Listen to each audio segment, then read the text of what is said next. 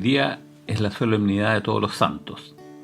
Cayó en domingo, pero esta solemnidad tiene un rango litúrgico más importante que el domingo que tocaba, que es el 31 del tiempo ordinario. Por eso hemos celebrado la misa de esta fiesta y hemos tomado el Evangelio de las Bienaventuranzas correspondiente a Todos los Santos.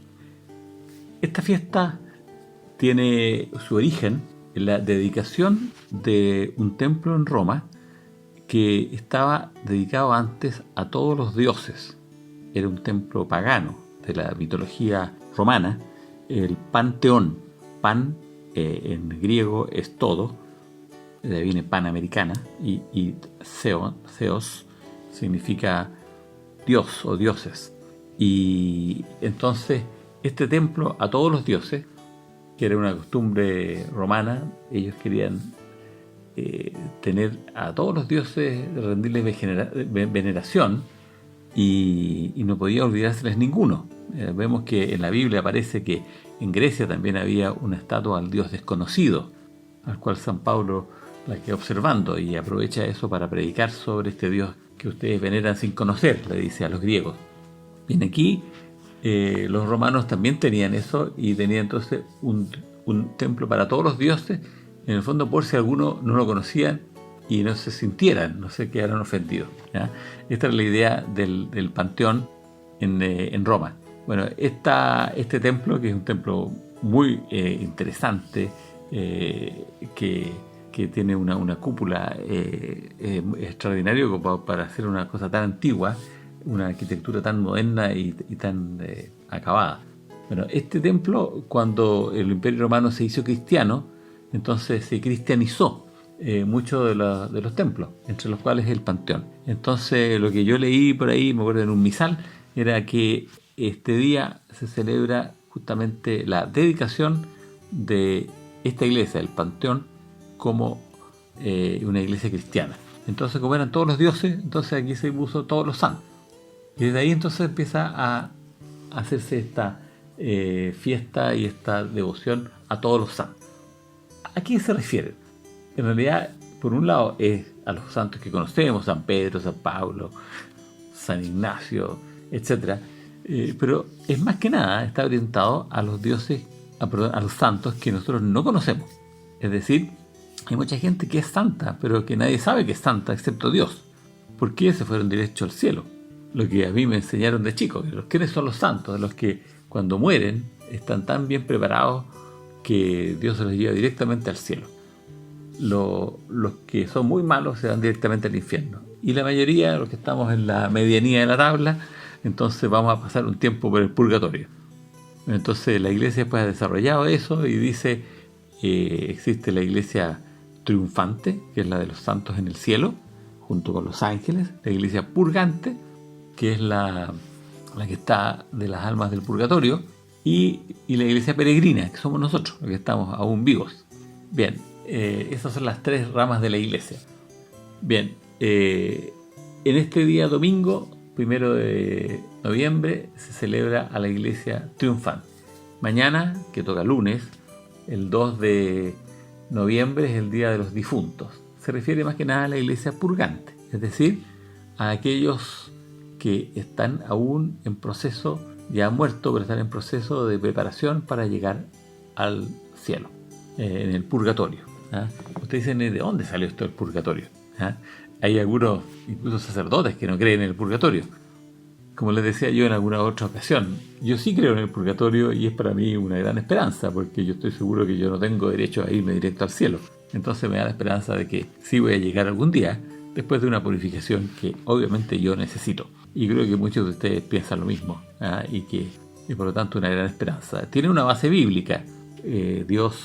Jesús dice que hay pecados que no se perdonan ni en este mundo ni en el otro.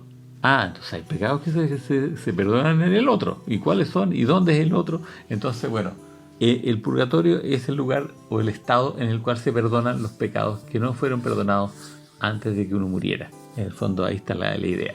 Antes se pensaba que el purgatorio era un tiempo, incluso se medía con días y había las indulgencias para rebajar los días de purgatorio. habían santos como el fundador de nuestra congregación, que era medio matemático y él había visto que había ganado no sé cuántos días de indulgencia. Entonces estaba todo contabilizado. Ya ahora la iglesia ya no mide en días eso, pero sí habla solamente de indulgencia parcial e indulgencia plenaria. Pero son temas que no se ocupan mucho ahora actualmente, pero lo importante es que no todo el mundo está preparado para irse directamente al cielo.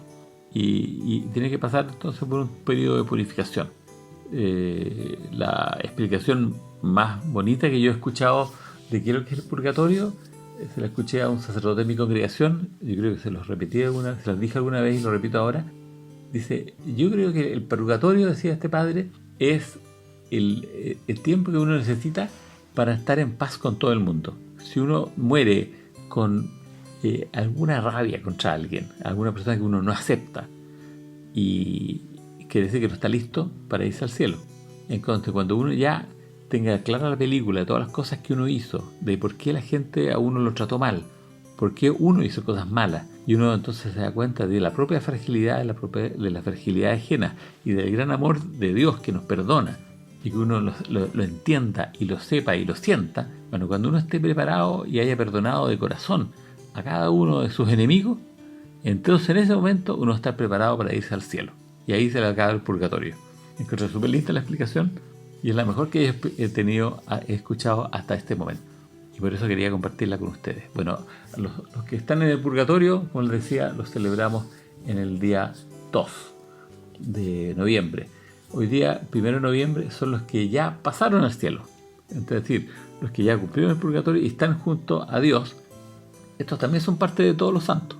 Y algunos que fueron realmente santos, que no tuvieron que pasar el purgatorio, pero que nosotros no sabemos porque nunca fueron canonizados, esos también. La pregunta es, ¿son todos católicos? Bueno, probablemente no. Seguramente hay gente que no es católico apostólico romano, pero que sí cumplió lo que Dios quería y que seguramente está en el cielo. La Iglesia Apostólica Romana, cuando llegó a la India, se encontró que había muchos templos cristianos, pero que no eran de la iglesia latina, de la iglesia romana. Eran considerados un poquito herejes porque eran simpatizantes de la rama nestoriana de la iglesia, que se desarrolló mucho en Siria y después en el Imperio Persa. Y de ahí llegaron de misioneros hasta la India y era una iglesia muy antigua. Esas iglesias que eran muchas dedicadas a santos que de la iglesia nestoriana, que allá santos dicen mar, entonces mar, abá y hay unos santos.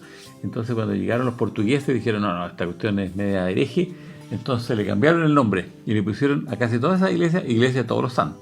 En el fondo pensando, bueno, a lo mejor era santo este mar abá, pero como no es de la iglesia católica no estamos seguros, entonces todos los santos, y ahí cabe, y ahí Dios sabrá si está metido o no en esto, entre todos los santos que eran de una rama un poco paralela de la Iglesia Católica Apostólica Romana.